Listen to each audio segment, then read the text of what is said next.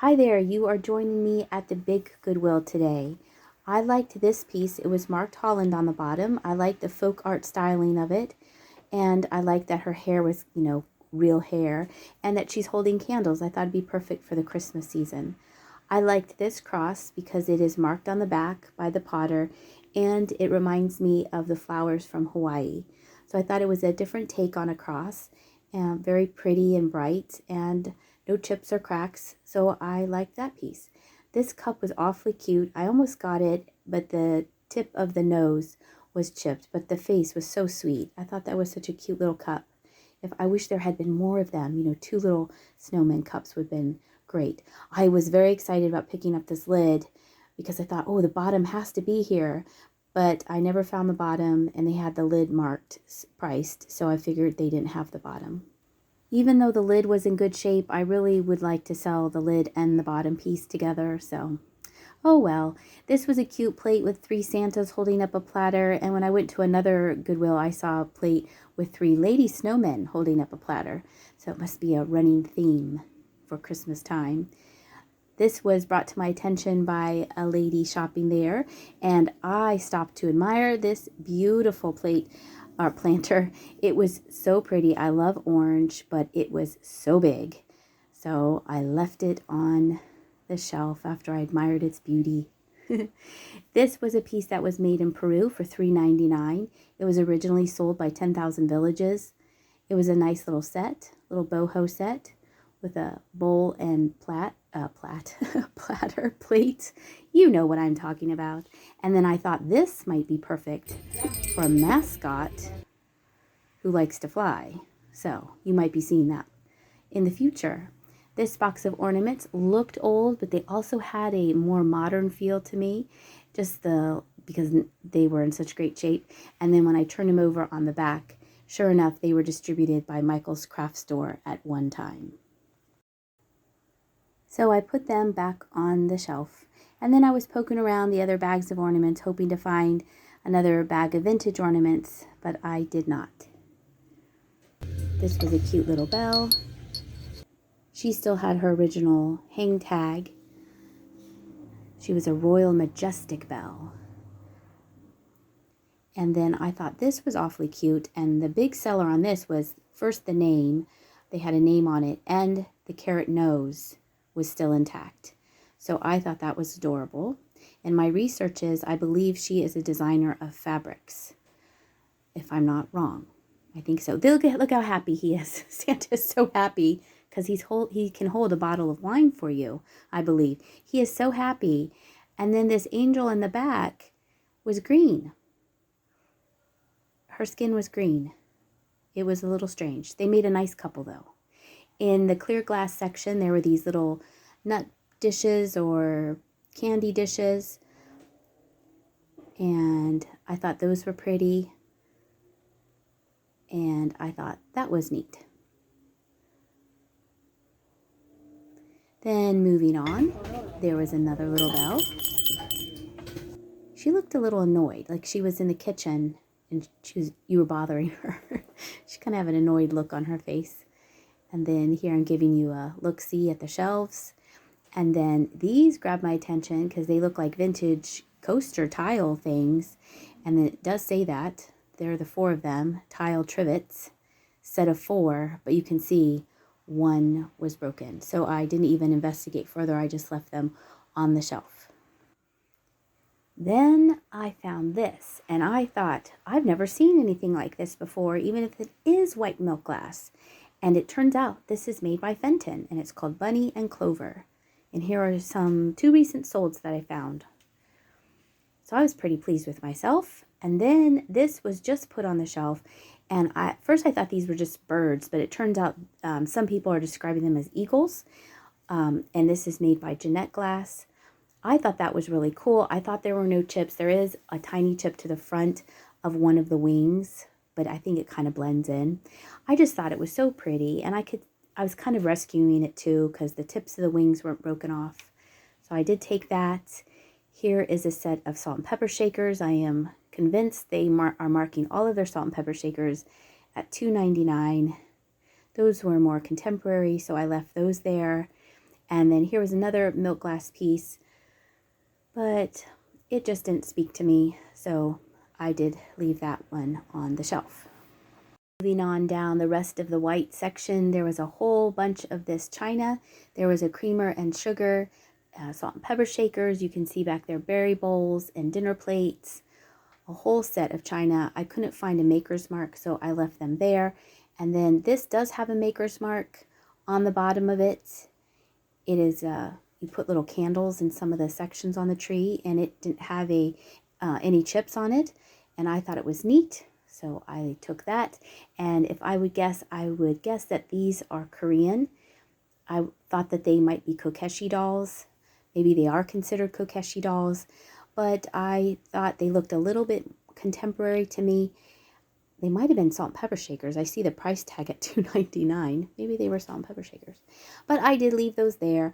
This was different. This was a wax corn cob, and then the silks or leaves or the things were also waxy. So this is a carnival glass in marigold, but I believe it's the more modern carnival glass because it is so shiny. And then I found this, and at first I thought this was flashed on, but it's not. And I believe that this is L.E. Smith. And here are some recent sold comps. So it's so pretty. I love Amberina glass. This was another nice piece. This was a cake plate by Bennett Bakeware. This might date from the 30s based on my research. I'm not an expert. I just like to research. So here are some recent solds on that. And then I do a terrible job in the beginning of showing you these mugs, but they had the feel of studio art pottery, but it turns out they were made in China. And they had the mugs and bowls and plates. And now I am just looking and being nosy and seeing what everything is. I don't even know what aisle I'm in. Maybe I'm in the red aisle. I don't know. They have all different kinds of colors in this area right now, it seems. Maybe it's the catch-all aisle. And this was on an end cap. I love planters and I like getting cat things. But at $5, I thought it was a little bit too expensive. And this was really pretty, but it was missing its lid. It's only $1.99. I could tell because it had that lip on the inside. So I did leave that there. And this was made in Japan. They had some kind of odds and end pieces of that. I like this. I love hippos. But it had some wear on the paint on the front of it. So I did leave that there as well. This was a set of 4. I have sold this in the mugs. These sell well, the cats in the mugs, the Miles Kimball collection. So they had all 4 of those. And I did find some recent solds there by Sakura. It's Warren Kimball. And then these are Temptations.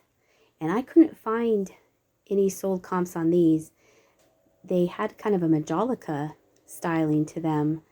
A realistic salad bowl for your salad, I guess.